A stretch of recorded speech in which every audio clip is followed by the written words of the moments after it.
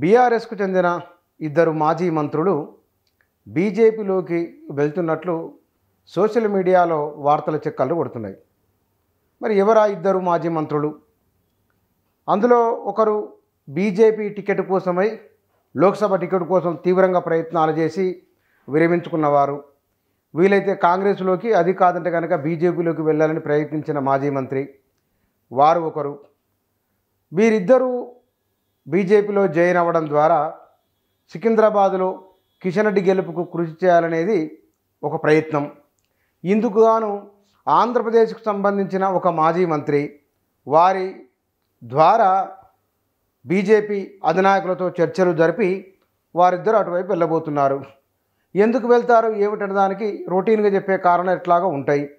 అవి కాకుండా ఇంకేమైనా ఇతరేతర కారణాలు కూడా ఉండవచ్చు.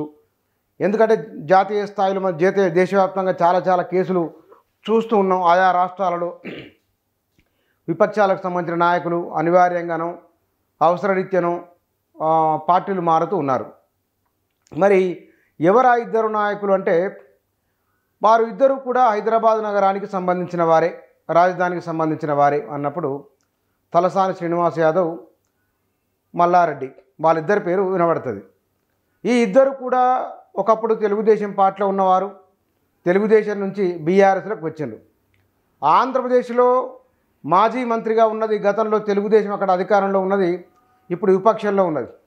తెలుగుదేశం పార్టీ ఇప్పుడు ఎన్డీఏతో పొత్తులో భాగంగా ఉన్నది. పొత్తులో భాగంగా ఉన్న నాయకులతో కలిసిపోతే కనుక భవిష్యత్తులో ఎలాంటి ఇబ్బంది ఉండదు అని, మూడోసారి కూడా నరేంద్ర మోడీ అధికారంలోకి రాబోతున్నారని వార్తలు వస్తున్నాయి. కాబట్టి అలా సర్వేలు కూడా అట్లే చెప్తున్నాయి.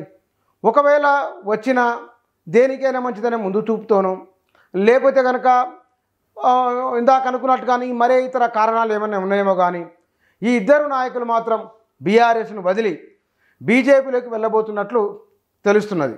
అయితే వారు వెళ్తారు వెళ్ళంది నిర్దిష్టంగా వారి నుంచి ఎలాంటి ప్రకటన వెలువడలేదు. బీఆర్ఎస్ నాయకులు ఎవరూ చెప్పలేదు. వాళ్ళు తెలుగుదేశాన్ని వదిలి బీఆర్ఎస్లోకి రావడం అంటే, ఆనాడు ఉన్న ఆ పార్టీలో ఎమ్మెల్యేలుగా అధికారాన్ని చెలాయించిన వారే, ఆ తర్వాత అక్కడి నుంచి బీఆర్ఎస్లోకి వచ్చి ఇక్కడ మంత్రుల అధికారం చెలాయించిన వారే. ఇప్పుడు బీఆర్ఎస్ అధికారాన్ని కోల్పోయింది, బలహీనపడుతున్నది. బీఆర్ఎస్లో ఉన్న వాళ్ళు ఎంతమంది అనేదానికంటే పోతున్న వాళ్ళు ఎంతమంది అనే లెక్కనే పెరిగేటట్టు కనబడుతున్నది. ఇప్పటికే కోమటిరెడ్డి వెంకరెడ్డి చెప్పింది 30 మంది వరకు ఎమ్మెల్యేలు, ప్రజెంట్ ఎమ్మెల్యేలు తమతో టచ్లో ఉన్నారని అంటున్నారు.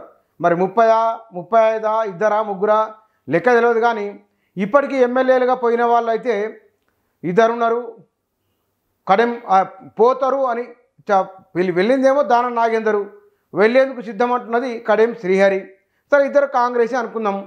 తర్వాత మాజీ ఎమ్మెల్యేలు, తర్వాత సీనియర్ నాయకులు, వీరు కూడా వరుసగా పార్టీని వదిలి వెళ్ళిపోతున్నారు. ఇది సాధారణంగా ఎవరైనా పార్టీ మారితే కనుక ముఖ్యమైన నాయకులు వెళ్తారనుకుంటే షాక్ అంటారు. దీని బీఆర్ఎస్కు దీని శాఖల మీద శాఖ అనాలో లేకపోతే ఏమనాలో తెలియదు. కానీ ఈ ఇద్దరు నాయకులు మాత్రం వెళ్ళిపోతున్నారు. విచిత్రం గమనించాల్సిన విషయం ఏంటంటే, ప్రత్యేక తెలంగాణ ఉద్యమంతో ఈ ఇద్దరికే సంబంధం లేదు.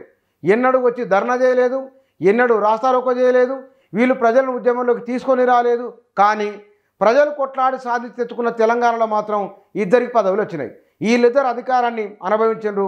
ఇప్పుడు బీఆర్ఎస్ అధికారాన్ని కోల్పోయిన తర్వాత వారు వేరే పార్టీలోకి వెళ్ళబోతున్నారు అనేది సోషల్ మీడియాలో జరుగుతున్న చర్చ. సరే, వెళ్ళడము వెళ్ళకపోవడం అనేది వారి ఇష్టానికి సంబంధించింది. కానీ తెలంగాణ రాజకీయాలు, తెలంగాణ రాష్ట్ర ఏర్పాటు అనేది ఇది ఒక సుదీర్ఘ కాలంగా ప్రజలు 60-70 సంవత్సరాల పోరాటాలతోని ప్రత్యేక రాష్ట్రం సాధించుకున్న ఒక నేపథ్యం ఉన్నది. ఇందులో వివిధ పార్టీలకు వెళ్ళి వచ్చిన వారు, ఆ తర్వాత మళ్ళీ అట్లాగే వెళ్ళిపోతున్నవారు, బీఆర్ఎస్లోకి ఎట్లా వచ్చినప్పుడు బయట కూడా అట్లాగే వెళ్ళిపోతున్నారు. కాబట్టి ఈ వెళ్ళడానికి వేరు రాష్ట్రాలు అయితే వేరు అంశాలుగా చర్చ ఉంటుంది. కానీ ఇక్కడ తెలంగాణ రాష్ట్రము, దాని నేపథ్యము, ఇక్కడ పోరాటము, రకరకాల అంశాలు దాంట్లో ముడిపడి ఉన్నాయి. కాబట్టి ఆ బీఆర్ఎస్ ఇలాంటి వాళ్ళని తీసుకోవడం ఒక తప్పు అని వారే అంటున్నారు. బీఆర్ఎస్ సంబంధించిన వాళ్ళే ఒక ఆ అనుభవాన్ని, ఒక భావాన్ని వ్యక్తం చేస్తున్నారు. ఇప్పుడు వారు వెళ్ళిపోతున్నారు. కాబట్టి ఈ చర్చ అంతా జరుగుతున్నది.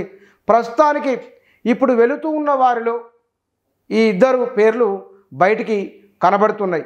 ఇది నిజమా కాదనేది రూఢి చేయాల్సింది, అవునో కాదో చెప్పాల్సింది ఆ ఇద్దరు మాజీ మంత్రులే.